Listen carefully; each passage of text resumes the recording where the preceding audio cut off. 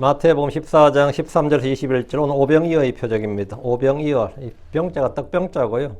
어는 이제 고기였자죠. 물고기였자인데 오병이 하면 5개의 빵, 두 마리의 물고기 이 말입니다. 오병이어의 표적인데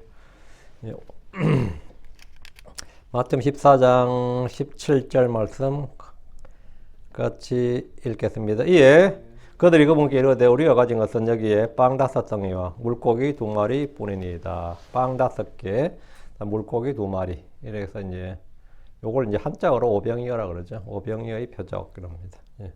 오병이어의 표적. 예. 잠깐 기도하겠습니다.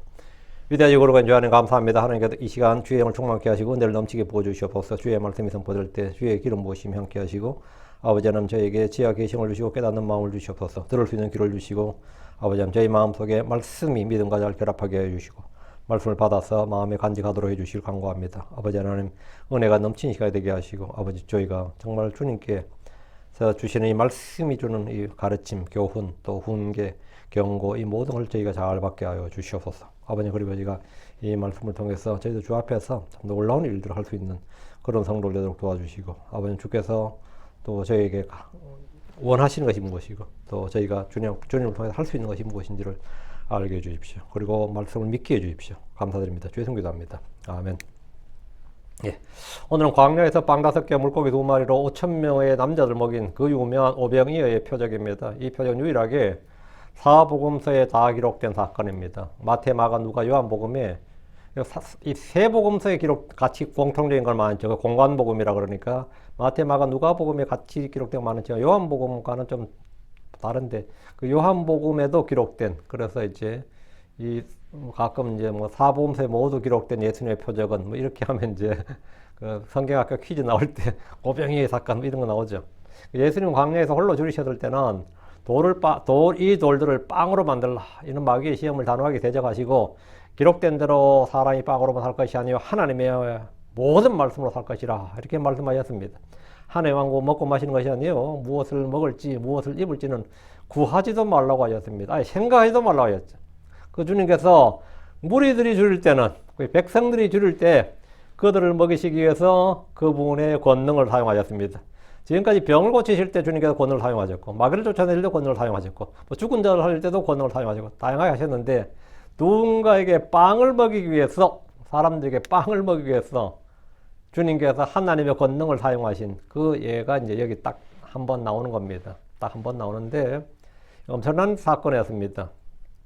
예. 이 표적은 말이죠.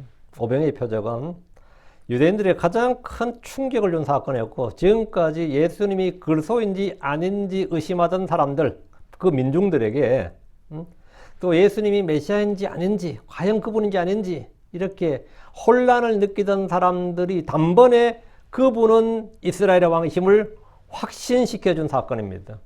이 사건은. 이때부터 예수님은 백성들 사이에서 뭐냐면 신격화가 된다 이거죠.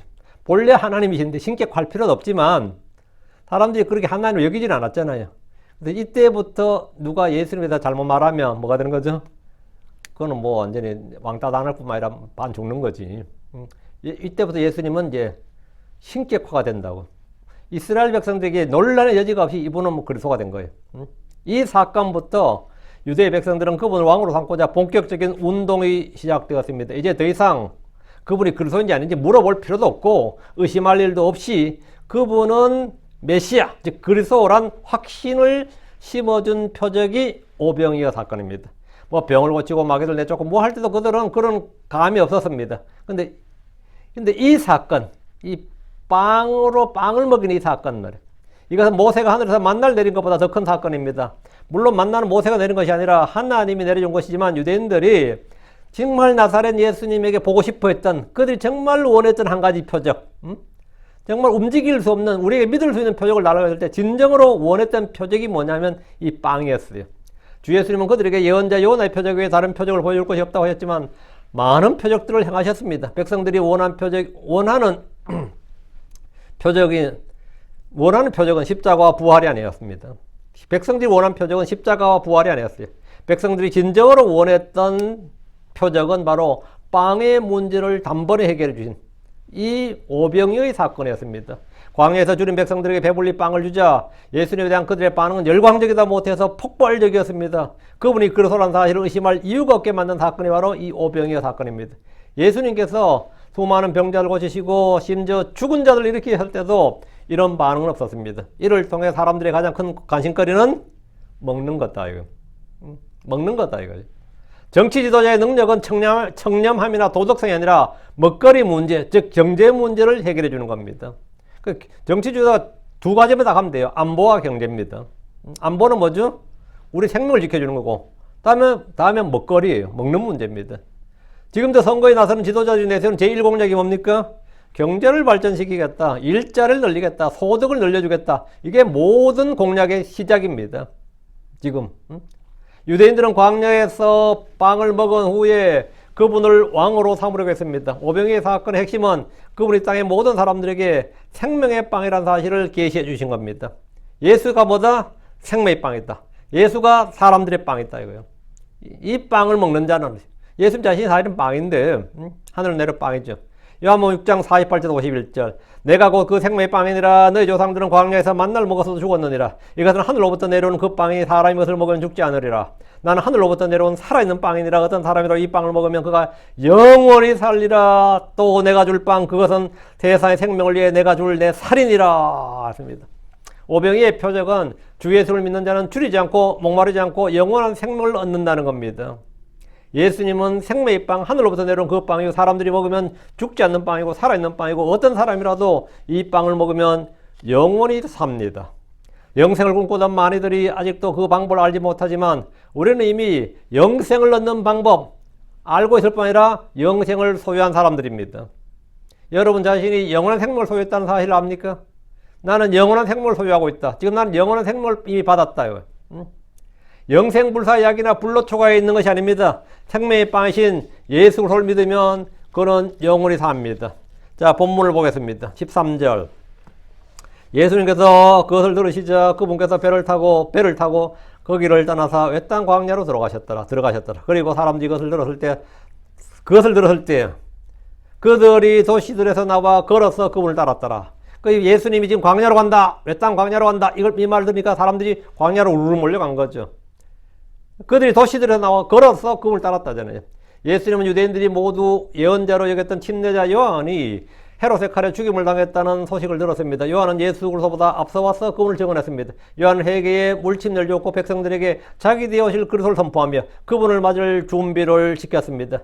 유대인들은 예언의 말씀에 따라 오랫동안 기다렸던 메시아가 드디어 이 땅에 오신다, 하늘의 왕국이 가까이 있다는 사실을 예언자 요한을 통해 듣게 되었습니다. 이럴 때 어떤 반응을 보이겠어요? 흥분됐죠. 예언자로 행했던 요한이 메시아가 여기 왔다잖아요. 메시아가 너희 가운데 있다고, 그리스도가 너희 가운데 있고 하늘의 왕국이 가까이 왔다, 하늘의 왕국이 가까이 있다 이럴 때 그건 정말 요한을 믿는 사람, 요한을 예언자로 믿는 사람들은 정말 흥분되는 이야기지. 아, 드디어 우리 세대에 주님 오신다 그러면 주의 재림이 오신다 그러면 그것도 놀라운 소식인데 그 당시 유대인들도 마찬가지죠. 이 요한이 광야에서 이걸 선포하는 거예요. 하늘의 왕국이 가까이 있다, 메시아가 너희 가운데 있다 이렇게.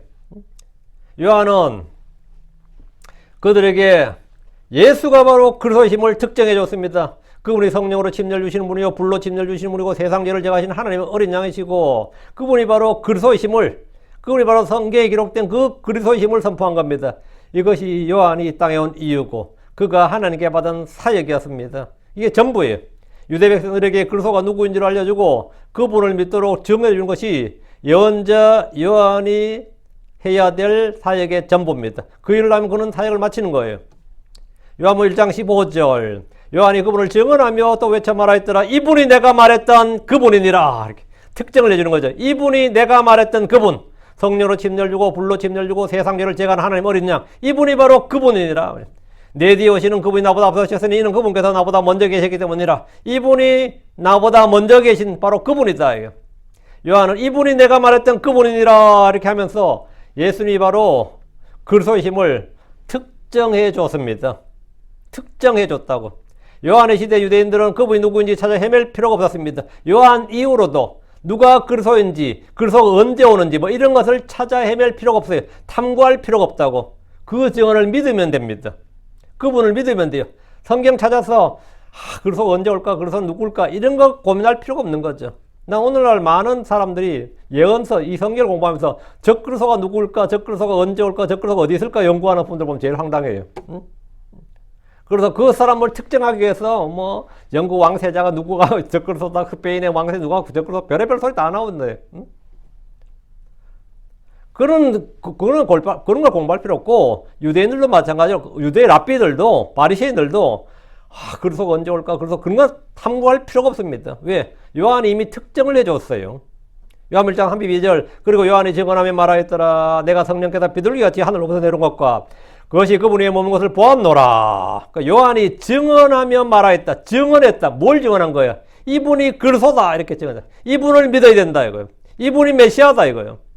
요한이 증언하며 말했다는 이분이 바로 예수님입니다. 요한복음 3장 26절. 그리고 그들이 요한에게 와서 그에게 말하였더라. 라비여, 요르단 건너편에서 선생님과 함께 계셨던 그분, 곧 당신이 증언하신 분께서 보소서. 바로 그분께서 친내를 주나이다. 이에 모든 사람들이 그분께로 가나이다. 당신이 증언하신 분께서, 당신이 증언하신 분 그분이 누군데요? 예수라고.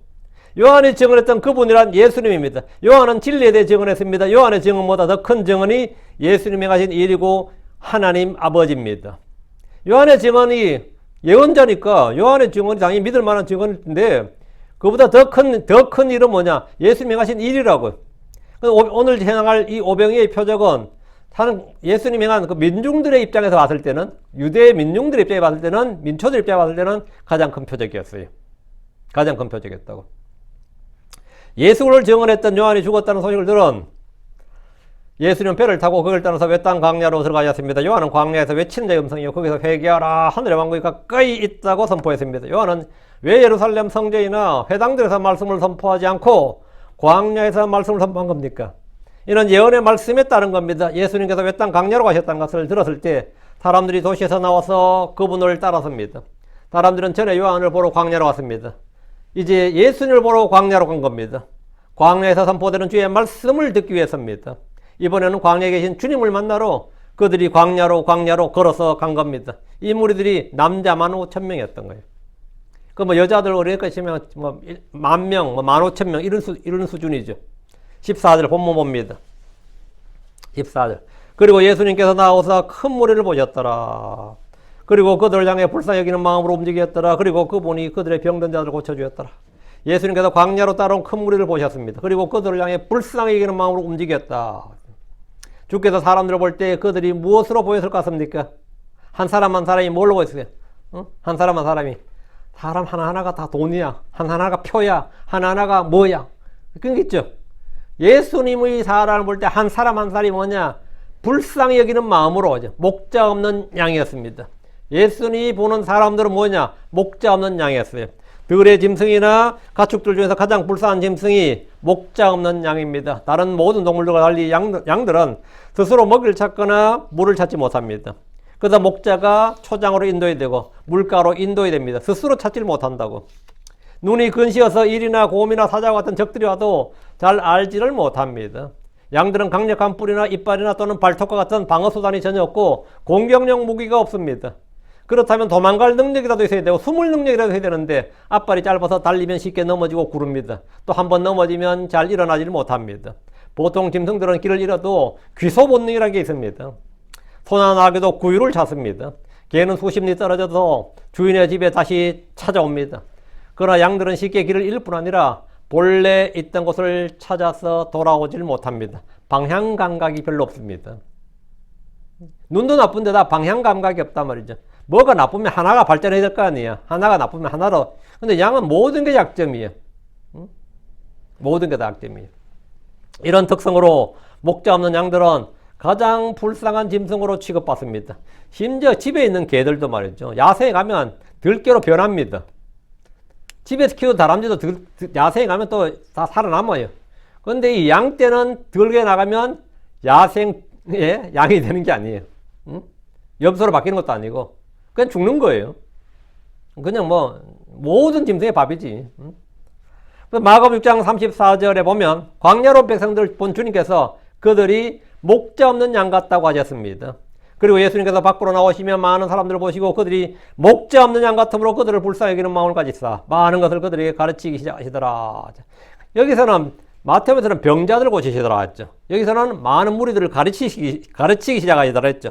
광야로 온 백성들에게 주님이 한 일은 뭐다? 병자들은 고치고 다음엔 가르치는 거죠. 예. 그들, 여러분, 마태복음은 그들의 병든 자들을 고쳐주었다 했고, 여기서는 마가복음은 가르치기 시작하셨다 했죠. 같은 사건의 기록인데, 마태복음은 왕국복음에 따른 표적을 행하시는 주님, 왕이신 그분의 능력과 행위에 중점을 둬서 기록했고, 마가는 그분의 가르침을 더 강조하고 있습니다. 광야에서 온 무리들은 주님의 가르침을 받았고, 질병도 치유받았습니다. 15절. 그리고 저녁이 되자, 그분의 제자들이 그분께 나와 말씀드렸더라. 이곳은 몇 단 곳이요. 때도 이제 지났으니 무리를 보내소서. 그들이 마을로 들어가 스스로 양식을 사게 하소서. 저녁이 되어서 저녁을 먹어야 되는데 주최 측에서 저녁을 준비를 못한 거죠. 그렇다고 뭐 배달 앱이 있어가지고 여기 떡 좀 가져오세요. 빵 좀 가져오세요. 물은 몇 박스 가져오세요. 이렇게 할 수 없고, 이야, 진짜 한국은 진짜 배달의 민족이에요. 제가 집회하는 데서 보니까 뭐 김밥하고 쉽게 가져오니까 그거 덕대 놓고 가는 거예요. 물도 탁 갖다 놓고, 빵도 덧으로 뭐 주문만 하면 어쨌든 뭐든지 와서 덕도 몇 시까지 갖고 오라 그러면 이제 따끈따끈한 떡도 갖다 놓는 거죠. 한마디로. 응? 따끈따끈한 떡도 갖다 놓아요. 주문하면, 전화만 하면 몇 시까지. 근데 광야로 짜장면 시키신 분이 이건 아닐 거 아니야, 여기서. 어? 그런 건 없을 거 아니야. 뭐 한국처럼 쿠팡이 있는 것도 아니고, 여기서 아마존이 있는 것도 아니고. 어느덧 외딴 광야에서 저녁이 되었습니다. 광야는 낮과 밤의 기온차가 급격히 벌어지는 곳이죠. 민초들의 가장 큰 어려움은 딱 두 가지예요. 추위와 배고픔이에요. 그러다가 헐벗고 병들면 더 골치 아픈 거. 추위와 배고픔이죠. 이들은 주를 따라 광야로 왔지만 음식을 싸들고 온 것은 아니었습니다. 그런데 이곳은 도심이 아니기 때문에 식당이나 잠잘 곳을 찾기가 어렵습니다. 먹을 것을 구하기가 쉽지 않는 곳입니다. 뭐 제 생각에는 준비성 있는 사람들 중에서 몇몇은 싸들고 왔을 것 같아요. 뭐 광야로 가면서 그냥 가는 게 아니라 뭐 최소한 간식거리라도 가져갔을 것 같은데 뭐 그 기록은 지금 여기 없으니까 먹을 것을 구하기 쉽지 않고 잠잘 곳이 없다 이 말이죠. 출애굽 때 조상들은 광야에서 만나를 먹었습니다. 밤의 추위는 주께서 주신 불기둥으로 해결됐습니다. 그래서 추위와 배고픔이 해결된 거죠. 그렇다면 이곳 광야에 모인 백성들은 어떻게 해야 됩니까? 만약 오늘 밤 태워야 된다면 불기둥 태워야 돼요. 불기둥. 그 제자들 입장에서 빨리 해산하는 게 가장 급한 거죠. 빨리 해산해. 밤 되면 추워져. 어두워지면 뭐 가로등 있는 것도 아니고 사고 날 수 있기 때문에 빨리 저녁이 되니까 빨리 해산하자 이거죠. 그분의 제자들도 이 문제를 걱정하지 않을 수 없었던 터라 주께 나와서 말씀드린 거예요. 그게 15절. 이곳은 외딴 곳이요. 한마디로 약간 위험성이 있다 이 말. 이곳은 외딴 곳이요. 때도 이제 지났으니 무리를 보내소서. 그들이 마을로 들어가 스스로 양식을 사게 하소서. 제자들은 무리들을 얼른 해산시켜야 한다고 말한 겁니다. 또 더 어두워지면 추위와 배고픔이 한꺼번에 몰려올 것이 분명합니다. 이렇게 많은 군중들이 있는 곳에서 무슨 일이 터질지 모릅니다. 무리를 보내소서. 이 말은 어둡기 전에 그들을 보내야 한다는 겁니다. 지금 이때가 6월절 명절이 가까운 때였던지라 무리들이 더 많이 모였을 겁니다. 제자들은 무리들을 마을로 보내서 스스로 양식을 사게 하자고 제안했습니다. 음식은 각자 해결, 저녁은 각자 해결이겠죠. 예수님의 집회에서 음식이 제공되지 않았는데 이 집회는 미리 예약을 받고 참가비를 받고 행사 준비를 해서 그런 이 집회, 대규모 군중 집회가 아니었기 때문에 모인 사람들은 각자 저녁을 해결해야 됐습니다. 요한복음 6장에서 주님은 무리들을 보시고 빌립에게 말씀하셨습니다. 요한복음 6장 5절에 예수님께서 그분의 눈을 들어 큰 무리가 그분께 오는 걸 보시고 빌립에게 말씀하시니라. 우리가 어디서 빵을 사서 이들을 먹이게 하겠느냐. 우리가 어디서 빵을 사서 이들을 먹이겠느냐. 주께서 빌립에게 이렇게 말씀하시는 그에게 돈이 있어서나 이 문제를 해결할 능력이 있어서가 아니라 그를 시험하기 위해서였다. 이렇게 되어 있어요. 그를 시험하기 위해서. 목자는 양들을 먹이고 감독할 책임과 의무가 있습니다. 제자들은 그들이 주변 지역과 마을로 들어가서 빵을 사게 하는 것이었습니다. 광야에서 먹을 것이 없습니다. 제자들도 가져온 양식이 없었고 있다 해도 이렇게 많은 무리를 먹일 수 있는 양은 아니었습니다. 그때 주님은 그들에게 말씀하시기를 너희가 그들에게 주워 먹게 하라 했습니다. 참으로 황당한 말이 아닐 수 없습니다. 빌립은 즉시 요한복음 6장 8절 그들이 각각 조금씩 취할지라도 200페니어치 빵이 그들에게 충분치 아니하리이다 했습니다. 다른 제자들은 주님의 말씀에 우리가 가서 200페니어치의 빵을 사다가 그들에게 주워 먹게 하리까 했습니다. 한마디로 말하면 우리가 할 수 있는 일이 아니에요. 우리의 능력 밖이다 이거예요. 맞는 말이죠. 팩트예요. 이게 엄살 부린 게 아니라 뭐 아까워서 그런 게 아니고 우리는 돈도 없거니와 그리고 살려면 그 200펜이라면 뭐 이제 개혁상식표는 200데나리온이죠. 그걸로도 5,000명 먹기는 어렵죠. 그 얼추 대충 계산해서 아무리 뭐 조금씩 나눠 먹어도 이 정도 돈인데 그것도 안 된다 이거예요. 16절. 그러나 예수님께서 그들에게 말씀하였더라. 그들이 떠날 필요가 없다. 너희가 그들에게 주어 먹게 하라. 너희가 그들에게 주어 먹게 하라. 주님은 무리들의 양식 문제는 제자들이 해결해야 한다고 하셨습니다. 그들이 떠날 필요가 없다. 너희가 그들에게 주어 먹게 하라. 제자들의 말에 따르면 이들에게 빵을 주려면 200페니 정도 필요하고 이 돈으로 조금씩밖에 먹을 수 없다는 겁니다. 남자만 5,000명이나 되는 큰 물입니다. 10불짜리 도시락을 제공해도 5만 불인데 여자들 거래다들까지 다 하면 최소 6, 7만 불로도 모자랄 겁니다. 예를 들어 숫자가 더 많다면 10만 불로도 이 한 끼 식사로 10만 불로도 안 되는 거죠. 10만 불로도 안 된다 이거예요. 주님은 너희가 그들에게 먹을 것을 주라고 하셨습니다. 돈이 없고 양식이 없는 제자들이 많은 무리들을 먹일 수 있는 방법이 딱 하나 있습니다. 그것은 바로 그들과 함께 계신 주님께 구하고 그분의 도움을 받는 겁니다. 광야에서 백성들이 모세에게 빵을 구하고 물을 구하고 고기를 구했습니다. 모세한테 빵 내놓으라면 모세가 무슨 빵이 있어요? 모세에게 물 내놓으라네. 모세가 생수를 들고 다닙니까? 모세한테 고기를 달라잖아. 그럼 어떡하라고? 모세는 백성들의 요구를 들을 때마다 주님께 달려가서 그것을 구했습니다. 제자들이 지금 해야 될 일이 이겁니다. 하나님 우리에게 뭔가를 하라고 명령하실 때 아니면 책무를 주실 때, 의무를 주실 때 그것은 우리의 힘과 지혜와 재능으로 노력으로 하라는 것이 아닙니다. 우리의 자산이나 능력을 잘 활용해서 잘 머리를 써서 머리를 맞대서 어떻게 해보라는 게 아닙니다. 주께 구하고 주께 받아서 하라는 겁니다. 지금은 주께서 일해야 할 때이다 이거예요. 전에 제자들은 왕국의 복을 선포하면서 병자를 고치고 마귀를 쫓았습니다. 그때 그들은 돈주머니를 가져가지 않았고 두 벌로도 지니지 않았습니다. 그러나 그들에게는 아무런 부족한 것이 없었습니다. 그들이 한 일은 모두 주의 능력, 주의 공급하심으로 한 일이었습니다. 하나님의 일은 하나님이 주신 것으로 해야 됩니다. 제자들은 주의 일을 하는 법을 배워야 됩니다. 이전에 그랬듯이 이번에도 똑같이 주의 힘과 주의 도움과 주의 공급하심을 통해서 무리들에게 먹을 것을 줘야 됩니다. 너희가 먹을 것을 주라 이 말은 뭐냐? 너희가 주님께 받아서 주라 이 말입니다. 너희가 먹을 것을 주라 이 말은 너희가 주님께 구해서 주님으로부터 받아서 그것을 주는 거예요. 주님이 선한 목자인 사람은 부족함이 없습니다. 주님과 함께 있는 사람은 부족함이 없습니다. 광야 회중들은 40년 동안 거기에 있었지만 아무것도 부족한 것이 없었습니다. 주 하나님이 40년 동안 그들과 함께 있었기 때문입니다. 부족함이 없는 이유는 뭐죠? 주님이 그들과 함께 있었기 때문이에요. 주를 두려워하는 자들에게는 부족함이 없습니다. 사도들이 이미 아무것도 없이 전도여행을 하면서 아무것도 부족함이 없었던 체험이 있었습니다. 그러나 지금과 같이 몇천 명의 대규모 군중들에게 먹을 것이 없다는 것은 사실 심각한 문제였습니다. 심각한. 스스로 감당할 수 있는 일이 아니었습니다. 이런 때 제자들은 우리는 아무것도 할 수 없나이다 이래야 돼요. 우리는 아무것도 할 수 없습니다. 그러나 주께서는 모든 것이 가능합니다. 주께서는 어려운 일 없고 불가능이 없습니다. 우리는 다만 주만 바라보나이다 이렇게. 이게 지금 해야 될 일이에요. 어떤 일에 최선을 다한다는 것은 선한 일입니다. 그러나 그 일에 주님을 제외하고 주님의 도우심을 바라지 않고 하는 일이라면 가장 어리석은 일입니다. 주께서 제자들에게 너희가 그들에게 주어 먹게 하라 이렇게 하신 것은 이후로도 그들에게 주어진 사역입니다. 그럼 그들이 주어 먹게 할 때 그들은 뭘로? 그들 안에 뭐가 있게? 내 먹을 것 없는데 누굴 주어 먹게 한다고요? 내 먹을 것 없는데. 청지기는 자기 재산을 쓰는 게 아닙니다. 주인의 것을 쓰는 겁니다. 사도들은 바로 크리스천들은 바로 모두 그렇게 일하는 일꾼들입니다. 목자는 양들을 먹이고 감독해야 됩니다. 그 일은 그들 자신의 능력이나 자원으로 하는 것이 아닙니다. 그리스도를 통해서 through Christ, by Him, through, by 그분에 의해서 그분을 통해서죠. 그래서 빌립보 4장 13절에 나를 강하게 하시는 그를 통해 내가 모든 것을 할 수 있느니라. 사실 나는 스스로 아무것도 할 수 있는 것이 없습니다. 나는 아무것도 아닙니다. I am nothing. I can do nothing. 너희는 나 없이 아무것도 할 수 없느니라. 주님은 이 말씀을 그들에게 가르치셨습니다. 그러나 그를 통해서는 모든 걸 할 수 있습니다. 자, 그럼 너희가 빵을 주라면 어떻게 하라는 겁니까? 이 5,000명이 넘는 무리들에게 어떻게 빵을 주라는 겁니까? 그리스도를 통해서 그리스도에 의해서.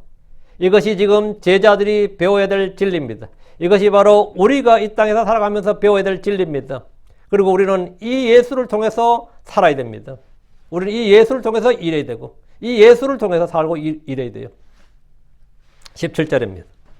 그리고 그들이 그분께 말씀드리니라 여기 우리에게 단지 빵 5개와 물고기 2마리 뿐이니이다. 좀 더 털면 있겠죠. 5,000명이 넘는데 설마 뭐 이거밖에 가져온 사람이 얘 하나밖에 없었겠어요? 어쨌든 제자들이 지금 당장 구할 수 있는 게 그래서 만만한 게 애라고 또 애한테 빵 5개 물고기 2마리 뿐이는데 제자들은 주의 말씀을 들은 후에 난감하다 못해 황당했을 겁니다. 너희가 그들에게 주어 먹게 하라. 이 말은 농담이 아니라 주의 명령이었습니다. 아무것도 없는 제자들에게 무리들을 먹이라는 것은 대체 뭘 어떻게 하라는 겁니까? 그들은 은과 금이 없었습니다. 그들은 훗날에도 사도 베드로 했죠. 우리에게 뭐 내게는 은과 금은 없으되 은과 금이 없었다고요. 그런데 우리는 뭐가 있다고요? 은과 금은 없고 빵과 고기도 없어요. 물도 없습니다.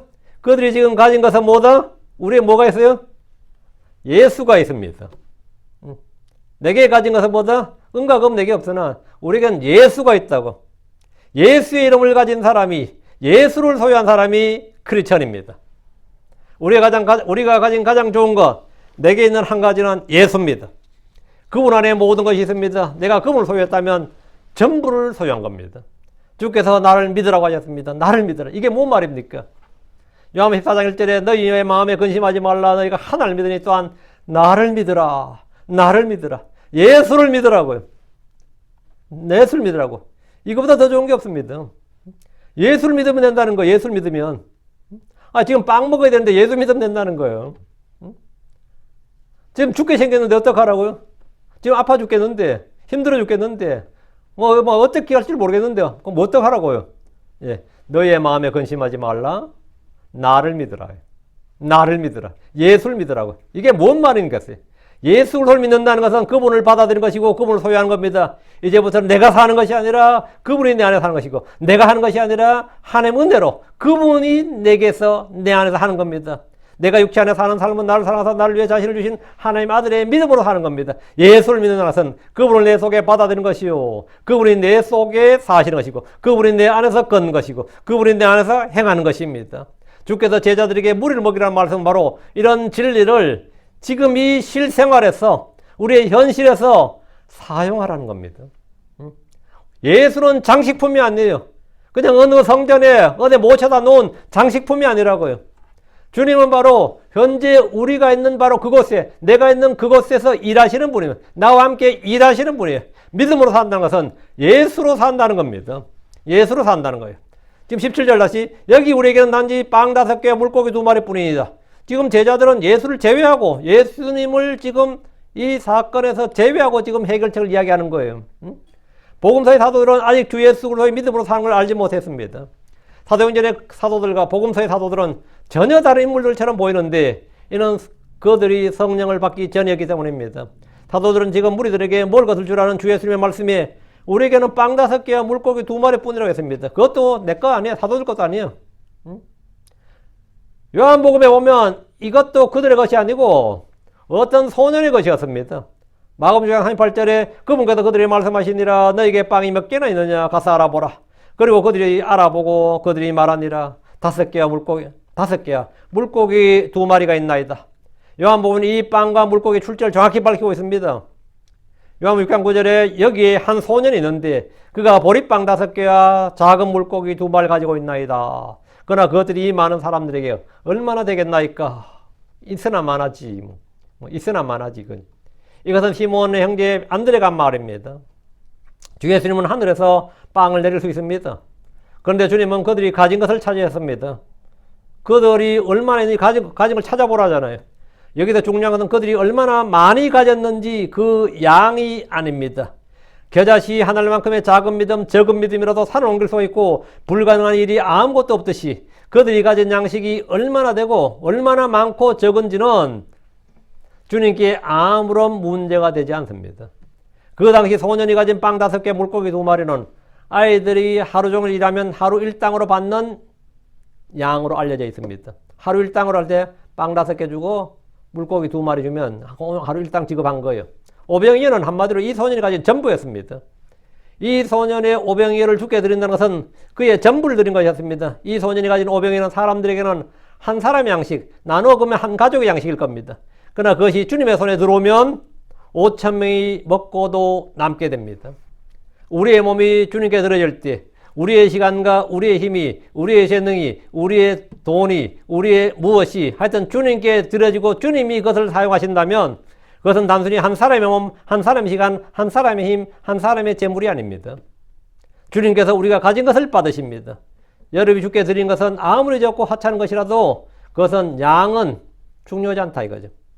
주님께서 고린도서 8장 12절에 이는 만일 먼저 자원하는 마음만 있으면 사람이 가진 것에 따라 그것이 받아들일 것이요 그가 갖지 아니한 것은 받지 아니하시리라. 주님께서는 사람이 자원하는 마음만 있으면 사람이 가진 것에 따라 그것이 받아들인다.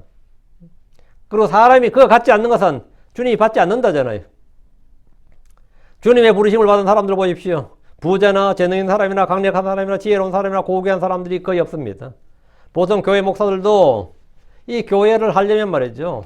교회 일꾼다운 일꾼이 좀 오고 좀 괜찮은 사람이 오기를 은근히 바랍니다. 은근히 바라니까 뭐 대놓고 바래요. 외모를 따지지 말라고 설교를 하지만 좋은 교회를 하려면 좋은 사람들이 모여야 한다고 주장하는 분들이 많습니다. 우리 교회가 좀 아름다운 교회가 되고 좋은 교회가 되려면 좋은 사람이 모여야 좋은 교회 될 거 아니에요. 그래서 좋은 교회 만들기 위해서 좋은 사람. 그래서 좀 딜빵하고 좀 아는 사람들은 자꾸 내보내고 말이죠. 그런 교회 실제 많이 있습니다. 우리 킹잼 성교회도 그런 교회 있어요. 그러나 죽게 모여드는 사람들, 그분을 따르는 무리들은 그런 사람이 거의 없습니다. 주님은 힘이 없고, 가난하고, 비천하고, 볼품없고, 이런 사람들을 다 받아주셨어요. 그 주님께서 강하고, 고귀하고, 건강하고, 이런 사람이 필요한 거, 부자들이 필요한 것이 아니고, 고위직에 힘 있는 사람을 필요한 것이 아닙니다. 주께서 필요로 하시는 사람은 주를 믿는 사람, 주께 자신을 전적으로 의탁하는 사람, 자신을 맡긴 사람, 자기를 드리는 사람입니다.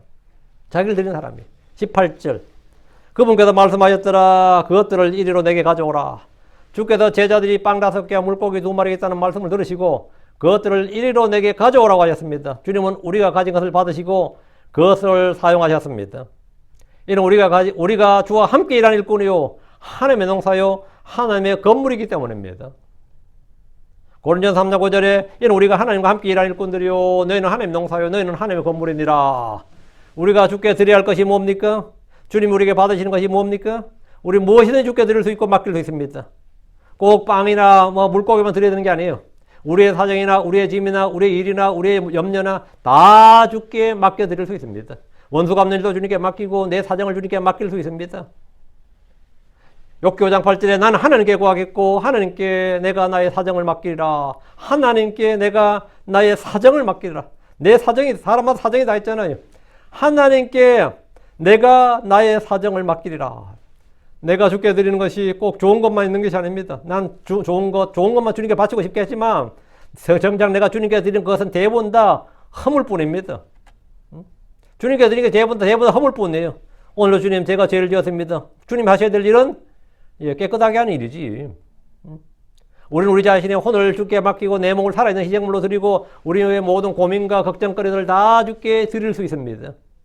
주님은 돈을 밝히시는 분이고 돈만 받으시는 분이 아니라고. 주님 오히려 나의 모든 허물과 약점과 이런 걸 받으시고 나의 상처와 나의 아픔과 나의 질병과 나의 모든 연약함 이런 것들을 주님께 드릴 수 있다고. 그것들을 이로 내게 가져오라 했는데 그것들이 뭐예요? 여기서 지금 빵 5개야 물고기 2마리인데 주님께서 내가 주님 기도하면 주님 뭐라고 했어요? 그것들을 내게 이리로 가져오라. 그것들을 이리로 내게 가져오라. 얼마나 이게 은혜로운 말씀이에요. 정말 주님 미치겠습니다. 정말 미쳐버리겠습니다. 주님. 그러면 그것들을 이리로 내게 가져오라. 어때요? 내게 오라. 그럼 네 그렇게 힘들면 나한테 오라고. 내게 오라. 이 말도 위대한 말씀이고 그것들을 내게 가져오라. 이거 그것들을 이리로 내게 가져오라. 그것들은 주님께 맡겨야 할 것들입니다. 빵 5개, 물고기 2마리를 내가 가지고 있으면 그냥 한 사람의 양식입니다. 고민거리를 내가 가지고 있으면 내 혼자 고민이에요. 다른 사람들은 그게 나하고 상관이냐 그래요. 그러니까 주님은 그렇지 않습니다. 내게 가져오라. 이거예요. 내게 가져오라. 내게 가져오라. 너도 내게 오고 내게로 오라. 그것들을 내게 가져오라. 근데 그것을 주께 가져오면 모든 근심과 걱정과 염려와 모든 일들이 다 해결됩니다. 모든 게 해결돼요. 오늘 이 광야에서 음식 문제, 이 저녁 양식 문제는 주님께 가져오면 다 먹고도 남습니다. 여러분이 주님 앞에 드리는 것들은 모두 이와 같습니다. 19절. 그리고 그분께서 무리에게 명령하사 풀이에 앉게 하시고 빵 5개와 물고기 2마리를 취하사 하늘을 우러보시며 그분이 복을 주었더라.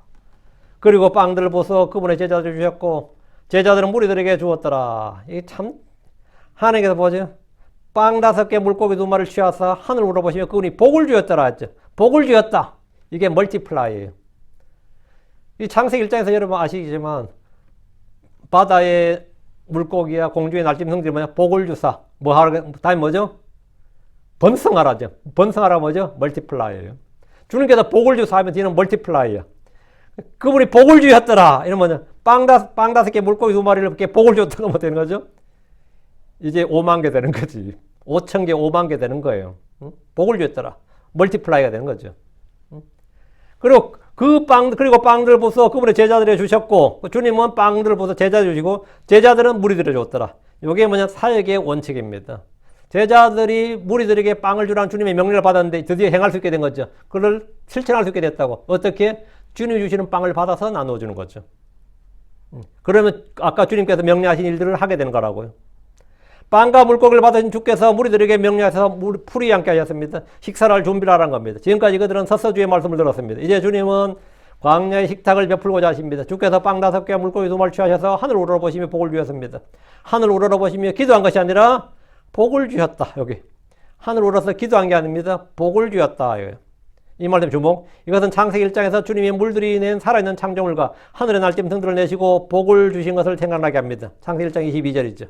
주께서 복을 주시면 뭐죠? 다음에 다산하고 번성하라 하지. 그것들은 엄청나게 늘어납니다.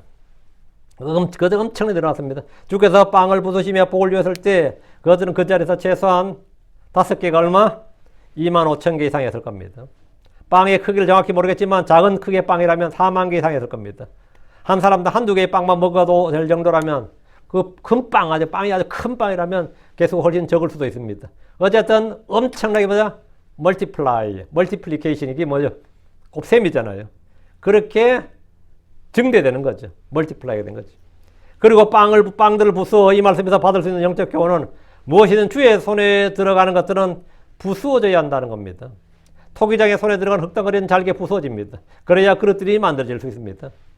씨를 뿌리기 전에 농부는 밭을 갈고 흙을 부숩니다. 들에서 나는 밀이나 보리는 잘게 부서져야 빵이 됩니다. 우리도 주님께 맡겨질 때 우리의 자아는 철저하게 부수어집니다. 주께서는 만찬을 하실 때도 빵을 부수셨습니다. 이는 그분 자신의 몸이 부수어짐으로 온 인류가 구원을 얻을 수 있기 때문입니다. 다시 9절.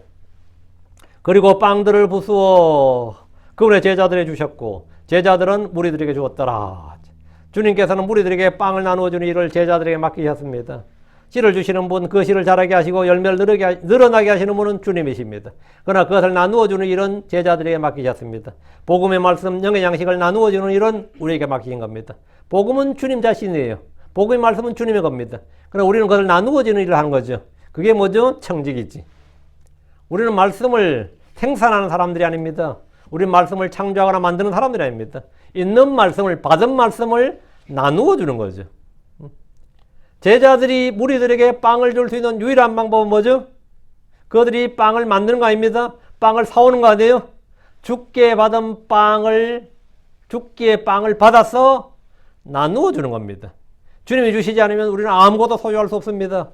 우리가 선을 행할 수 있는 거, 누군가를 위해서 일할 수 있다는 것은 우리의 능력이나 힘이 아닙니다. 우리의 지혜가 아니에요. 주님의 은혜입니다. 우리는 모든 걸 주님으로부터 받았어. 주님의 공급하심으로 하는 겁니다. 이 원리가 이 오병이의 원리입니다. 오병이에서 제자들이 배워야 될 한 가지 원리는 모든 일은 뭐다?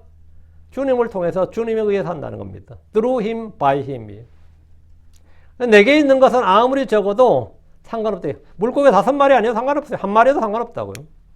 한 마리도 상관없고 빵이 5개 아니라 한 덩어리 상관없고 물고기 없어도 상관없어요.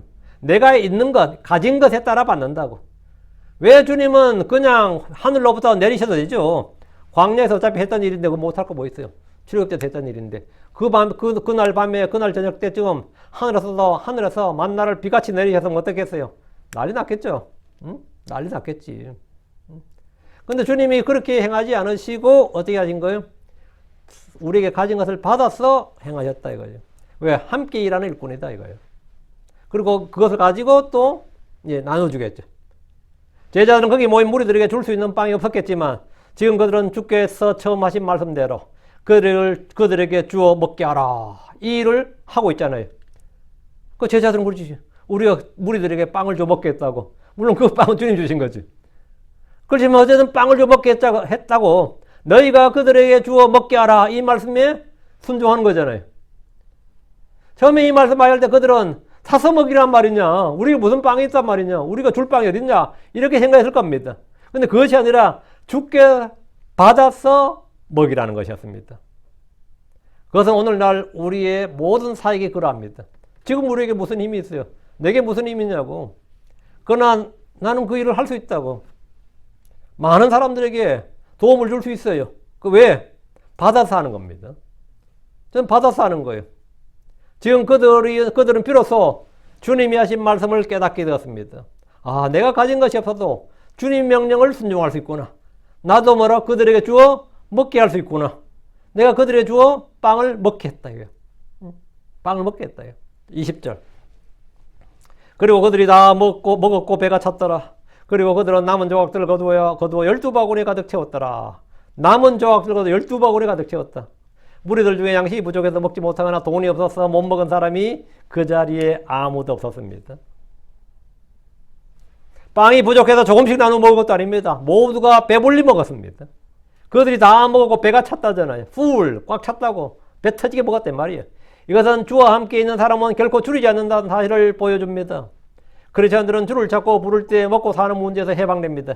이것은 기복신앙이나 현세주의가 아닙니다. 하나님 우리의 모든 필요를 공급하시는 분이기 때문입니다. 빌립보 4장 19절에 그러나 내 하나님께서 그리스도 예수를 통해 영광 가운데서 그분의 부유하심에 따라 너희의 모든 필요를 공급하시리라. 너희의 모든 필요를 공급하시리라. 누가요? 하나님께서. 목자가 양들 먹이는 당연한 겁니다. 그건 당연한 거. 아버지가 자식을 먹이는 당연한 일이에요. 주님께서 우리가 무엇을 먹을까, 무엇을 입을까 생각하지도 말라고 하셨습니다. 마태복음 31절에 그러므로 전혀 생각하지 말라 말하되 우리가 무엇을 먹을까, 혹은 우리가 무엇을 마실까, 혹은 우리가 무엇을 입을까 생각하지 말고 말하지 말라는 게, 염려하지 말라, 불안하지 말라는 정도가 아니라 아예 생각을 하지 말라는데 왜 그런 겁니까? 이 모든 것들이 더해지기 때문입니다. 주님이 공급하시기 때문입니다. 그래서 마태복음 33절에 그러나 너희는 첫째로 하나님의 왕국과 그분의 의를 구하라. 그리하면 이 모든 것들이 너에게 더해지리라. 모든 것들이 더해지리라 합니다. 아멘이 됩니까? 믿으면 믿는 대로 됩니다. 여러분이 믿으면 믿는 대로 돼요. 믿음은 그 사람이 믿는 대로 돼요. 21절입니다. 이에 먹었던 자들은 여자들과 아이들을 제외하고 대략 5,000명의 남자들이었더라.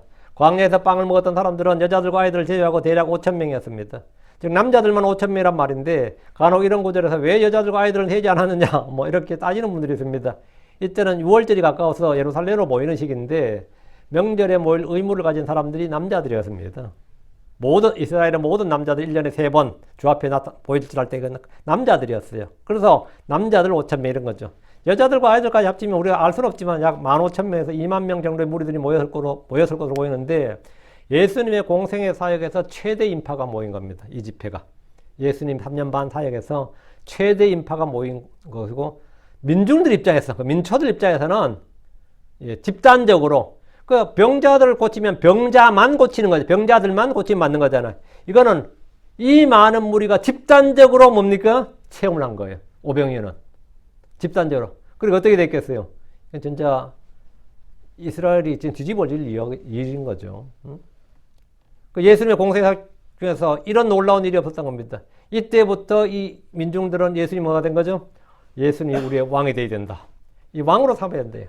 빵 5개, 물고기 2마리로 이들은 배불리 먹었고 남은 것이 12광줄이었다. 이것은 수고한 제자들의 목표였습니다. 12광줄이잖아요. 수고한 제자들의 목표였는데 제자들이 이 광주를 못 챙겼습니다. 나중에 배 타고 가는 장면 보면 빵 안 가져왔다고 걱정하는 장면이 나오거든요. 주님께서 거두라 그랬는데 빵을 안 가져와서 서로 의논하고 염려했다는 걱정은 그 장면이 이제 나오죠, 복음서에. 그래서 나오고, 이제 내일은 이제 계속해서 다룰 건 오늘 여기까지. 오늘 우리가 이 오병이의 기적에서 배워야 될 교훈이 굉장히 많습니다. 굉장히 많은데, 제일 중요한 건 예수님 입장에서는 예수님께서 모든 사람 먹이는 생명의 빵이라는 거예요. 사람들의 빵이라는 겁니다. 주님이 공급자라는 거. 그건 하나의 입장, 예수님 입장에서 보는 거죠. 그럼 그거는 됐어, 오케이. 그건 우리가 충분히 말씀을 잘 받아야 돼요. 그런 주님이 우리의 모든 걸 채우실 수 있는 공급자다. 아멘. 그 일단 믿어야 되고. 다음 우리가 주님을 통해서 일하는 법을 배워야 됩니다. 두 번째, 요게 아주 중요합니다. 우리가 믿음으로 살아가는 것이 어떻게 살아가는 것인가? 이 오병의 기적에서 이걸 지금 주님 가르치신 겁니다. 우리는 어떻게 믿음으로 살아가는가? 예, 우리 힘과 재능으로 사는 게 아니라 주님께 모든 걸 맡기고 주님께 구해서 주님이 주시는 것으로 뭘 해야 된다. 이게 지금 여기 오병의 기적의 굉장히 중요한 내용이죠. 주님께서 주시는 것은 항상 뭐다? 부족함이 없다. 넘친다는 겁니다. 이 먹이고도 뭐 12광주가 가득 남았다잖아요. 그리고 주님의 일을 하는 사람들에게는 주님께서 또 그에 맞는 모든 것을 공급해 주신다는 것. 그래서 우리는 이 세상에서 두려움 없이 또 염려 없이 살아갈 수 있는 것이 바로 나는 주님을 부르고 주님을 소유했다. 우리는 돈을 소유한 사람들이 아니라 은과 금을 소유한 사람이 아니라 주님을 소유한 사람들이다. 예수 그리스도를 소유한 사람들이다. 이거지. 자, 이렇게 하면 우리가 이 땅에서 여러분의 기쁨과 즐거움과 평강 가운데 두려움 없이 살아갈 수 있을 겁니다. 주님께서 우리와 함께 계십니다. 주님 우리와 함께 계신다. 이 진리를 배우지 못하느냐는 삶의 질이 달라집니다. 크리스천의 삶의 질이 달라져요. 여러분이 좀 더 좋은 삶의 질이 풍요롭기를 바랍니다. 삶의 질이, 크리스천으로서 삶의 질이 풍요롭길 바라요. 기도합시다. 위대하시고 거룩한 주 하나님 감사합니다. 하나님 주신 말씀 선포했습니다. 선포된 모든 말씀들이 성도들한테 잘 전달되게 해주시옵소서. 듣는 분들도 은혜를 받게 하시고 이 말씀을 믿게 하시고 아멘으로 화답하게 해주시옵소서. 그래서 이 땅에서 우리 주 예수를 통해서 우리 주 예수를 의해서 살아가는 법을 배우게 해주시기를 간구합니다. 전능자 주 하나님, 저희는 아무것도 아닙니다. 저희가 스스로 할 수 있는 일은 아무것도 없습니다. 주께서 명하는 어떤 작은 일도 저희 힘으로 저희 재능으로 할 수 없습니다. 그러나 주님, 예수님을 통해서는 저희가 모든 걸 할 수 있고 적은 믿음이라도 소유했을 때는 아버지는 불가능한 것이 전혀 없을 것이라고 하셨습니다. 저희는 주의 말씀을 믿습니다. 주님이 함께 하심을 믿고 저희 안에 계심을 믿습니다. 저희가 주를 찾을 때, 주를 부를 때 주께서 응답하심을 믿습니다. 사랑하는 아버지 하나님, 제가 이 믿음을 통해 걷게 하시고 이 믿음을 통해 행하게 하시고 이 믿음으로 살아가게 해주시기를 간구합니다. 전능자 주 하나님 도와주십시오. 그리고 저희에게 체험이 풍성하게 해주시고 아버지의 선한 간증들, 저는 믿음의 선한 평판을 받게 하시고 아버지 하나님 참으로 이 선한 행위와 선한 열매들이 넘치게 해주시옵소서. 사랑하는 아버지 하나님 도와주십시오. 또 강단에서 말씀이 더 은혜롭고 풍성하게 선포되게 해주시길 간구합니다. 듣는 혼들이 아버지의 말씀을 달게 기쁘게 마음에 받게 하여 주시고 이 말씀이 아버지 하나님 잠시만 자라다가 또 아버지 하나님 이 숨이 막히고 또 아버지 사라지는 것이 아니라 뿌리를 깊이 내려서 30배, 60배, 100배 열매를 맺게 해주십시오. 감사드립니다. 주의 성기도합니다. 아멘.